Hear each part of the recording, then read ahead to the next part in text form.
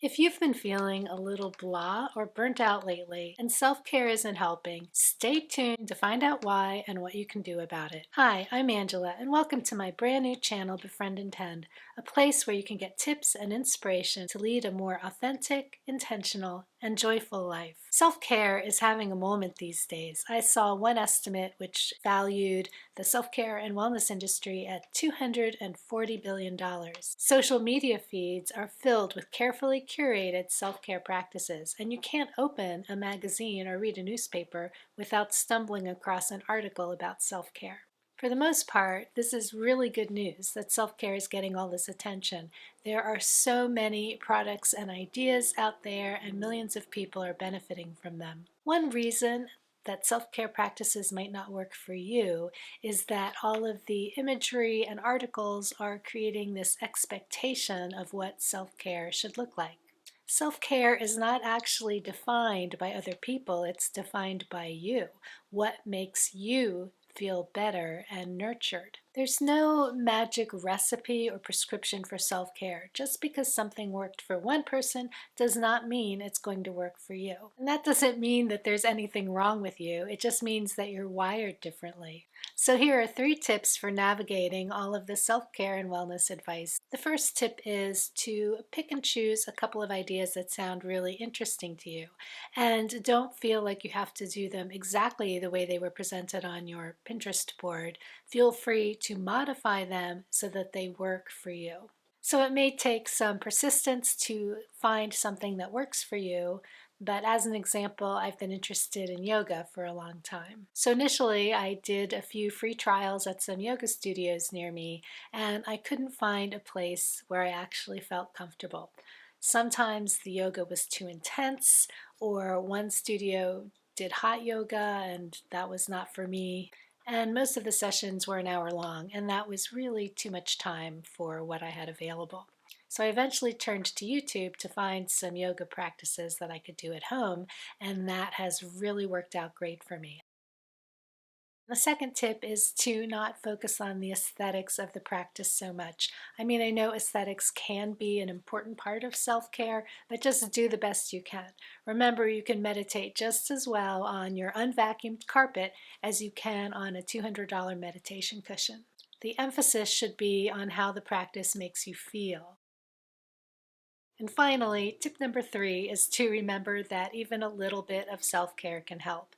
Do not be tempted by the go big or go home philosophy of doing things. If you're trying to implement a self-care tip to exercise for an hour every day, remember that a 10-minute walk is better than a 0-minute walk. So by all means, go out for the 10-minute walk and do not beat yourself up if you are unable to do the full hour. Remember that little things can add up. That pesky little drip in your kitchen sink can add up to a surprisingly large water bill. So we talked about how self-care has to actually feel good to you, and it has to actually work within the constraints of your life.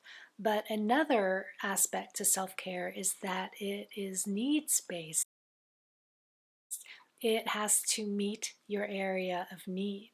For example, if your greatest self-care need is for sleep, then all the walks or facials in the world are not actually going to increase your well-being as much as figuring out how to get a good night's sleep. And when you're thinking about self-care needs, it's easy to focus on the physical body because of all the messaging that we're receiving. Self-care practices that involve the body or the 5 senses are much easier to visually represent and to create products for. But there's another important component to self-care, which is your emotional and mental well-being. For example, if you have a ruthless inner critic, then all of the self-care practices you do, like manicures and pedicures and long walks, are not really going to have as great an impact as working on taming your inner critic. Especially if you have a limited amount of time for self-care, you want to direct your practices towards your areas of greatest need. Another reason that self-care practices might not be benefiting you is if it is going to harm future you. There's going to be a part of you that knows that, and so the self-care practice is not going to be as fulfilling. An example of this might be if you buy yourself an expensive purse because you had a hard day or because you deserve it, and then when the credit card bill comes, it stresses you out and causes you a lot of anxiety. I don't think that's self-care if you're harming future you. I mean, we're not robots. Sometimes we might make decisions that are not good for our future selves, but we want to make sure we're not doing it regularly. Our self-care practices should not create hardship for us down the road. Another aspect to considering future you when you're thinking about self-care is to keep in mind that sometimes self-care isn't going to feel that great in the present moment. Like if you want to buy a house so that future you can feel a sense of stability and start putting down roots in a community, then present you might have to say no to a gym membership or live on a really tight budget.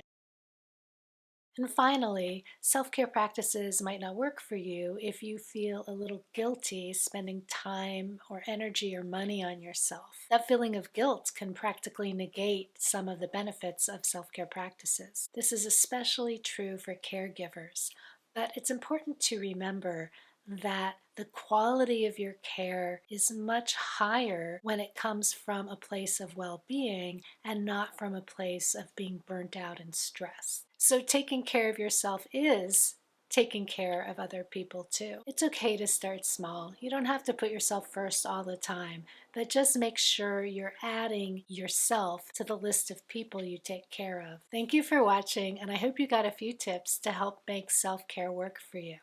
If you need some help identifying your areas of greatest need, check the description below. I've included a link to a free worksheet. And if you enjoyed this video, please hit the like button. This is my first YouTube video, and I'd love to hear from you in the comments. I'll respond to each one.